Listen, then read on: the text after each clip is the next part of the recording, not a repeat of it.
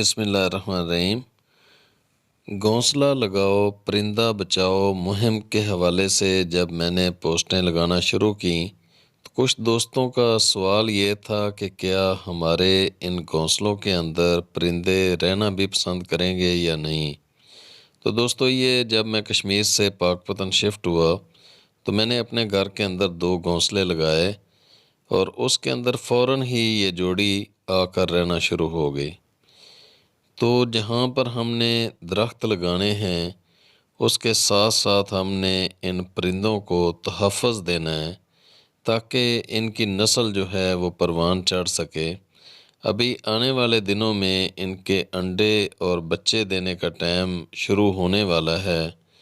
تو میری آپ تمام دوستوں سے گزارش ہے کہ اللہ کی اس خوبصورت ترین مخلوق کو بچانے کے حوالے سے اپنا اپنا کردار ادا کریں۔ یہ اس کائنات کو خوبصورت بنانے کے حوالے سے ہی اللہ نے پیدا فرمائے ہیں۔ تو آپ لوگ اپنے گھروں کے اندر کم از کم 2 گھونسلے ضرور لگائیں۔ اس کے علاوہ ان کی خوراک کے حوالے سے جہاں پر مٹی کے برتن ملتے ہیں ان سے ایک ایسا برتن وہ متعارف ان لوگوں نے کروایا ہے کہ جس میں پانی بھی آ جاتا ہے اور سنٹر میں ایک پیالہ سا بنا ہوتا ہے، اس کے اندر آپ لوگ خوراک بھی رکھ سکتے ہیں۔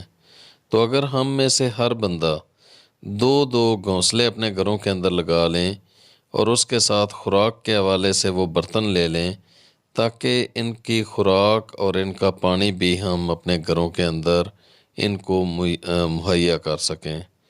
تو یہ گھونسلے کوئی بہت زیادہ مہنگے نہیں ہیں۔